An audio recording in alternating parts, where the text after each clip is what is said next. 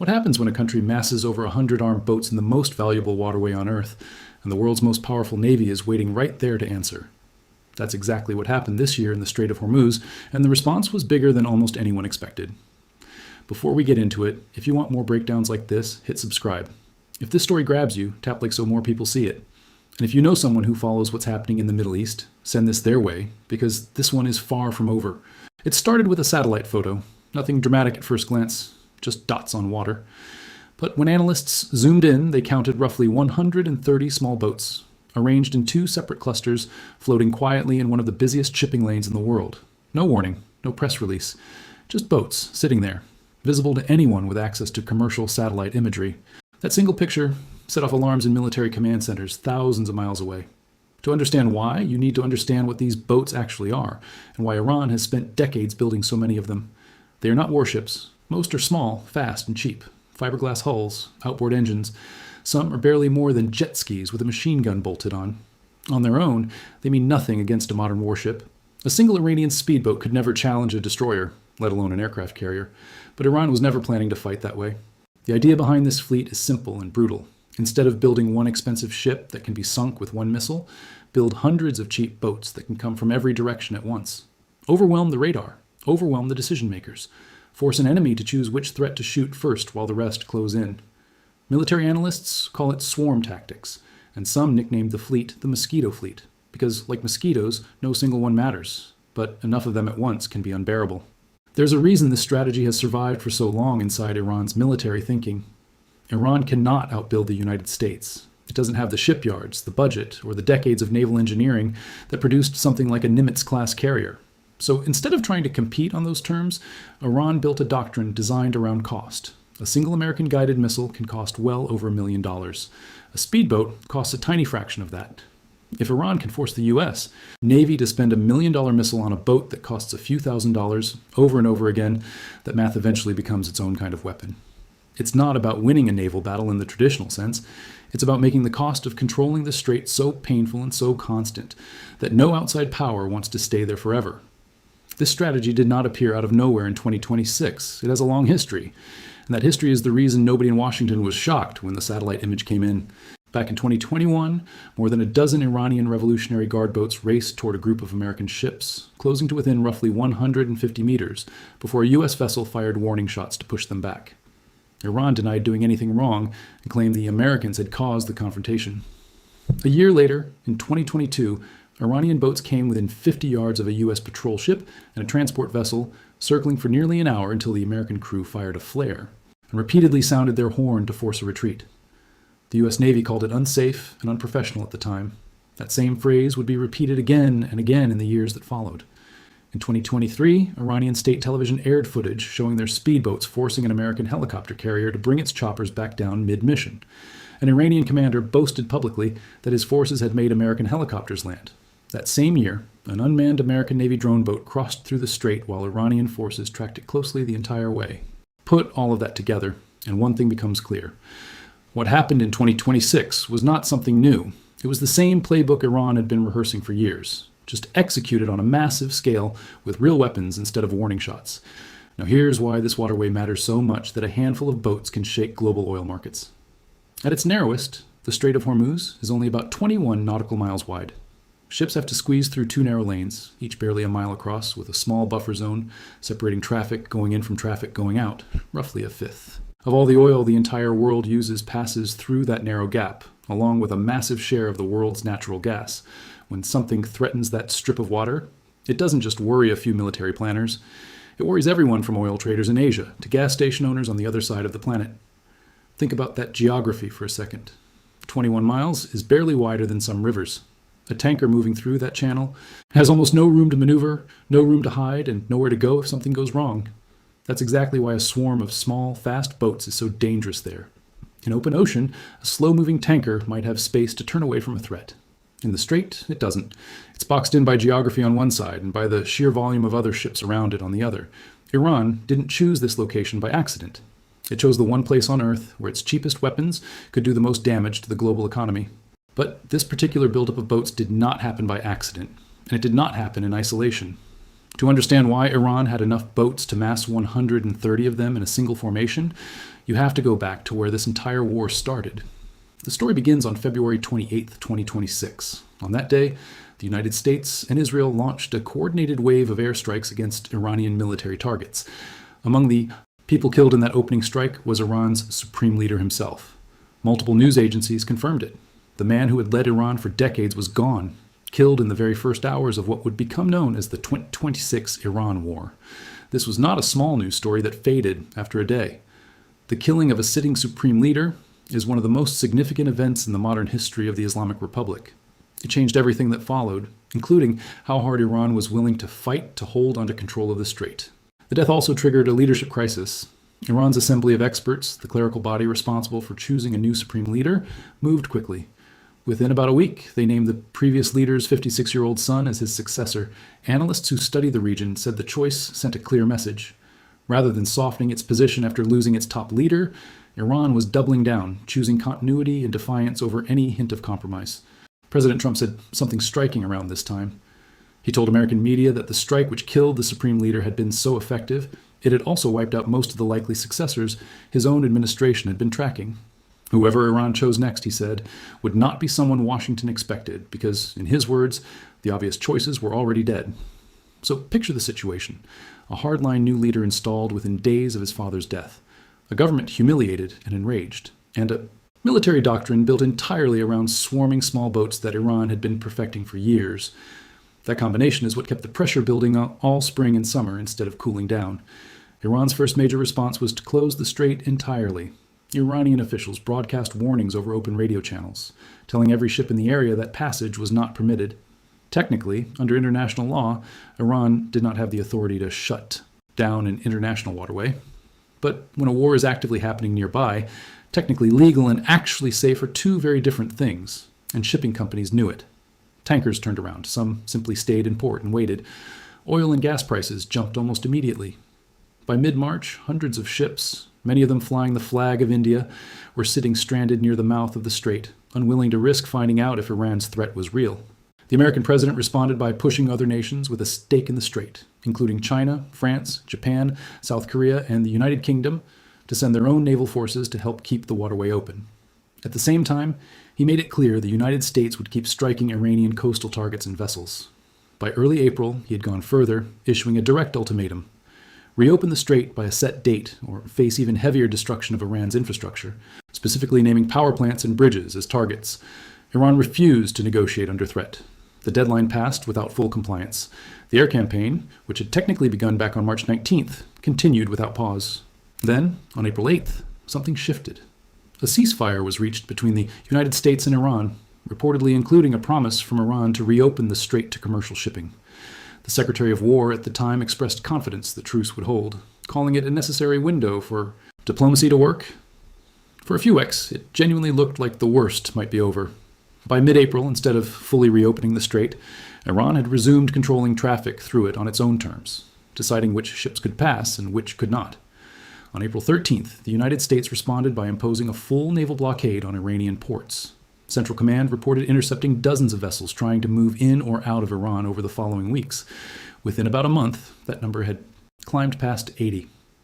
At the same time, the maritime tracking service, Lloyd's List, reported that dozens of other ships had still managed to slip past the blockade in both directions, showing just how difficult it was to seal off the area completely. 6 days later, on April 19th, U.S. Marines working alongside a Navy destroyer carried out the blockade's first direct ship seizure, boarding and taking control of an Iranian flagged vessel. This was not a symbolic gesture anymore. It was an active military operation with real sailors, real weapons, and real consequences for anyone caught in the middle. This is exactly the environment that brought Iran's speedboat fleet roaring back into the picture. By early May, with the blockade squeezing Iran's economy and the April ceasefire effectively dead in practice, Iran began pushing its small boats back into the strait in large numbers. Mines became part of the pressure campaign too, not just missiles and boats. President Trump posted publicly that the Navy was actively clearing sea mines from the strait, and he gave a blunt order to shoot and kill any vessel caught laying them, saying there would be no hesitation. On May 3rd, Trump announced that the U.S. military would begin actively escorting commercial ships through Hormuz, starting the very next morning. The operation was named Project Freedom. It launched on May 4th. According to Central Command's own public statements, Iran responded to the American escort mission by firing cruise missiles, launching drones, and sending small attack boats at commercial vessels, and in some cases directly at U.S. Navy ships. The commander overseeing the region, Admiral Brad Cooper, told reporters that American forces intercepted the incoming missiles and drones, and that Apache and Seahawk helicopters sank 6 small Iranian boats in a single morning. Separate tracking of the operation's opening days put the total number of Iranian boats destroyed during Project Freedom at 7, alongside a strike on a French-flagged commercial ship.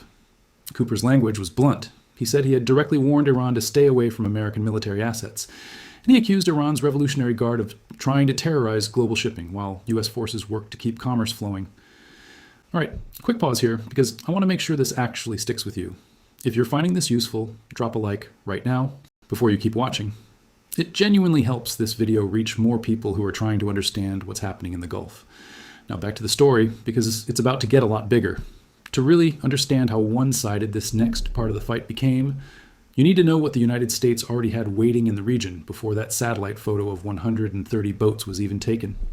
By late April, the U.S. had 3 full aircraft carrier strike groups operating in the Middle East at the same time, something that had not happened since the invasion of Iraq back in 2003, the Gerald R. Ford, the largest carrier in the world, the Abraham Lincoln, and the newly arrived George H.W. Bush, which had sailed all the way around Africa's Cape of Good Hope, specifically to avoid exposing itself to threats near the Red Sea. Combined, this deployment included 12 additional ships, more than 200 aircraft, and over 15,000 sailors and Marines. The Bush's strike group alone brought 3 guided missile destroyers and a fast combat support ship loaded with fuel and supplies. To put that deployment in perspective, a single aircraft carrier strike group is already one of the most powerful military formations ever built by any country in history. It usually travels with destroyers, submarines, and dozens of aircraft, all working together to protect the carrier and project force over hundreds of miles. Having one of those groups in a region is a serious statement. Having 3 of them, all in the same stretch of ocean at the same time, is something the Pentagon reserves for only the most serious situations.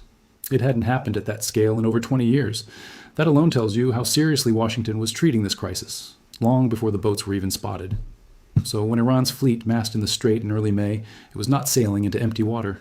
It was surging directly into a waterway where 3 American carrier strike groups, attack helicopters, guided missile destroyers, and armed drones were already positioned and already under direct orders to shoot first, against anything laying mines. That is the real scale behind Admiral Cooper's statement about 6 boats sunk in a single morning.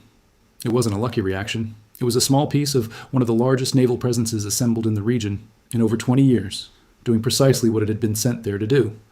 By the time military trackers added everything up, U.S. forces had reportedly carried out more than 13,000 strikes against Iranian targets since the war began, and had damaged or destroyed more than 155 Iranian vessels of every kind. That number helps explain why Iran needed a fleet in the hundreds, and by some of its own estimates, over 1,000 boats, just to have enough left in reserve to mass again by May. That's the real story behind the image that probably brought you to this video. 130 Iranian fast boats, confirmed by satellite, sitting in 2 groups inside the strait, at the exact moment the United States had just launched a dedicated military operation to protect shipping in that very stretch of water. This wasn't a hypothetical standoff. It was boats on one side and helicopters, destroyers, and carrier air wings on the other inside a channel barely 21 miles wide, with the entire global oil market watching in real time. On May 6th, Trump paused Project Freedom, saying there had been great progress toward what he called a possible full and final agreement with Iran. The operation was put on hold while diplomacy got another chance. But a pause is not the same as an ending. The blockade stayed in place. The dispute over control of the strait stayed unresolved. The military buildup on both sides stayed exactly where it was. All that really changed was the pace of the fighting, not the underlying standoff itself. Now here's where the story gets genuinely complicated, and it's important to be honest about that instead of smoothing it over. Iran's state media, particularly its outlet Press TV, published a very different version of events in the weeks that followed. They described Iran's speedboat fleet as having turned the Strait of Hormuz into what they called a no-go zone for American naval forces, and they dismissed U.S. claims about crippling Iran's navy as hollow rhetoric. Iranian sources also claimed the Revolutionary Guard could field anywhere from several hundred to potentially over 1,000 small attack boats, hidden across mountain bunkers and scattered island bases, specifically so no single strike could wipe out the entire fleet at once. These are Iranian government claims, made by a state-controlled broadcaster with an obvious motivation to project strength. They, have not been independently verified by Reuters, by Central Command, or by any Western news organization. At the same time, honesty means acknowledging that American officials made their own claims that went further than what was independently confirmed too. President Trump said at multiple points that Iran's navy had been essentially destroyed, even describing Iranian submarines as sunk with the rest of the fleet soon to follow. Iranian officials rejected that completely. The truth, based on named and checkable sources, likely sits somewhere between two governments each telling the story in the way that benefits them most. What we do know for certain, confirmed by multiple independent outlets, is that the fighting did not stay paused for long. On July 7th, the United States launched a new wave of retaliatory strikes after Iranian forces attacked 3 separate commercial vessels transiting the strait, a tanker flying the Marshall Islands flag, another flying the Saudi flag, and a third flying Liberia's flag. That same week, Iranian state television broadcast footage of hundreds of thousands of mourners marching toward a mosque near the capital for a funeral procession honoring the killed supreme leader, with some marchers openly chanting against both the American president and the Israeli prime minister. At a NATO summit that same week, Trump described the conflict in oddly clinical language, calling it not really a war, but what he termed a denuclearization operation aimed at Iran. The military response after July 7th was severe. U.S. forces struck dozens of targets across multiple locations using precision weapons, aimed specifically at Iran's ability to keep attacking international shipping. Central Command confirmed the targets included air defense systems, coastal radar stations, missile and drone facilities, and more than 60 Revolutionary Guard small boats struck using fighter jets, naval vessels, and for the first time in this entire conflict, American attack drones designed for one-way strikes at sea. That is a massive escalation from the 6A. Or 7 boats sunk back in early May, and it shows just how central this small boat strategy had become to the entire war by midsummer. The international side of this crisis is its own story worth understanding, because this was never purely a fight between Washington and Tehran. Early on, the United Arab Emirates publicly offered to join a U.S.-led effort to help secure the strait, a meaningful signal given how close the UAE sits to Iranian waters and how exposed its own shipping is to any disruption. Iran, meanwhile, didn't wait for outside help to formalize control over the waterway. It stood up something it called the Persian Gulf Strait Authority, an Iranian body claiming the right to regulate and, when necessary, close the strait entirely, separate from any international maritime law or agreement. That same authority later declared the strait would remain closed until further notice, even as American command insisted commercial traffic was still moving. NATO, for its part, stayed mostly on the sidelines militarily, with member nations reportedly preparing to offer support if needed, but without committing forces directly to the fight. There was one particularly revealing moment during this period.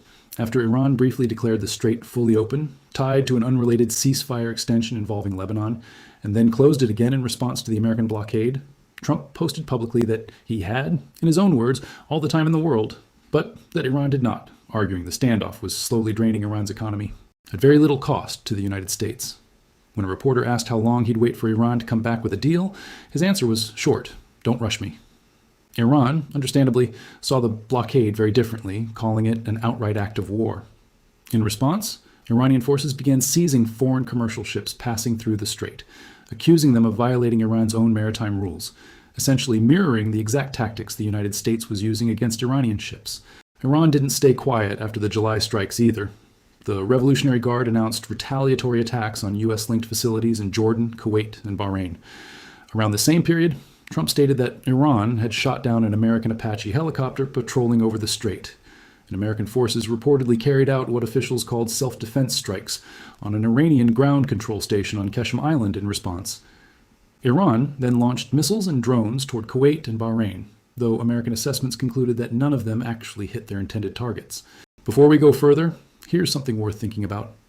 This isn't a story with a clean, finished ending yet, and that's actually part of why it matters so much right now. If you want to keep up with how this plays out, make sure you're subscribed, because this situation is still moving fast, and we'll keep tracking it as new developments come in. As of this week, the picture remains genuinely unsettled. On August 1st, Trump announced he was canceling a planned new wave of strikes on Iran, saying Iranian officials and other regional governments had personally asked him to hold off, with reports indicating he had specifically discussed the situation with Saudi Arabia's crown prince, who raised concerns about the risk of the conflict spreading even further. A former U.S. Air Force colonel serving as a military analyst noted publicly that both Saudi Arabia and Iran have strong reasons to want this contained, given how economically exposed the entire region is to a prolonged closure of the strait. Trump himself said the U.S. remained, in his words, locked and loaded and ready to go against Iran, but that he had agreed to hold off because a framework for a deal had reportedly been reached, one that would include immediately reopening the Strait of Hormuz and what he called an end to Iran's nuclear threat. That optimism did not last even a full day. By August 2nd and into August 3rd, Trump was publicly calling Iranian leadership unbelievably duplicitous after Iran denied that direct talks with Washington had actually resumed, even as Iranian officials confirmed separately that they were speaking with Oman about establishing an entirely new shipping route around the strait. Trump has continued suggesting that a narrow first phase agreement focused only on reopening the strait could be reached quickly, with a more complicated second phase focused on Iran's nuclear program to follow later. Both of these phases reportedly trace back to a memorandum of understanding that Iran and the United States signed back in June. Whether that memorandum survives the current round of accusations and denials is, as of right now, genuinely unknown. It's worth taking a moment to understand just how massive the economic shockwave from all of this really was, because the strait's importance is not just a talking point, it's something you can measure in real dollars, like gas pumps and shipping invoices around the entire planet. Before this war began, roughly, a quarter of the world's seaborne oil trade and about a fifth of global liquefied natural gas passed through the Strait of Hormuz. The moment Iran began restricting, and at times effectively closing it back in late February, oil and gas prices moved almost instantly on markets worldwide. OPEC and its partner nations held an emergency meeting in early April and agreed to raise production by roughly 200,000 barrels a day starting in May, specifically to cushion the global economy against the volatility coming out of this conflict. By July, the effects had spread far beyond the Gulf itself, with some Asian oil buyers already shifting toward alternative routes, including the Bab el-Mandeb Strait near Yemen, showing how a crisis in one narrow waterway can ripple across shipping lanes thousands of miles away. Insurance markets felt this crisis just as hard as fuel markets did. War risk insurance, the special coverage ship owners have to buy when sailing into an active conflict zone, spiked to levels not seen in years. For some vessels, insurers demanded rates so high that shipping companies decided it was cheaper to simply avoid the strait altogether, even if that meant sailing thousands of extra miles around the entire Arabian Peninsula. That single decision, made independently by dozens of shipping companies trying to protect their own vessels, added weeks to delivery times for goods that eventually reached ports all over the world. A can of paint sitting on a shelf in Europe, a car part waiting to be installed in a factory in Asia, all of it connected, in some small way, back to a narrow strip of water between Iran and Oman. And underneath all the strategy and the politics, there's a very real human cost that deserves to be said plainly, because it's easy to lose sight of behind talk of hardware and headlines. As of the most recently compiled figures, this crisis has resulted in one tugboat sunk, at least 17 merchant ships damaged, with around 7 of those abandoned entirely by their crews, 2 merchant ships captured outright, 12 seafarers killed or missing, and 1 port worker killed, with 2 more wounded, in an incident in Bahrain. These are not statistics on a slide. These are ordinary sailors and dock workers doing ordinary jobs who got caught in a strip of water that turned into a war zone almost overnight. So where does that leave the moment that started this whole video? 130 Iranian boats spotted by satellite, sitting in 2 formations in one of the most dangerous stretches of ocean on the planet. That sighting sits inside a 5-month chain of events that began with the killing of Iran's supreme leader, moved through a ceasefire, that collapsed within weeks, an active American naval blockade, a named military operation that sank Iranian boats by the handful in early May, a massive escalation in July that saw over 60 small boats struck in a single wave, and a diplomatic process in early August that seems to be simultaneously close to a breakthrough and one angry statement away from falling apart completely. Those boats were never really about the boats themselves. They were Iran proving, in the most visible way it could, that despite months of American airstrikes, naval blockades, and confident claims of crippling its navy, the small boat fleet at the heart of its entire military strategy was still out there, still numerous, and still capable of gathering in force whenever it wanted to send a message. And maybe that's the real lesson sitting underneath all of this. In a fight between the most advanced navy on Earth and a country that can't match it, ship for ship, sometimes the most powerful weapon isn't the biggest one. It's the one you can't fully destroy, no matter how many times you try. What do you think happens next? Does the strait actually reopen under this new framework?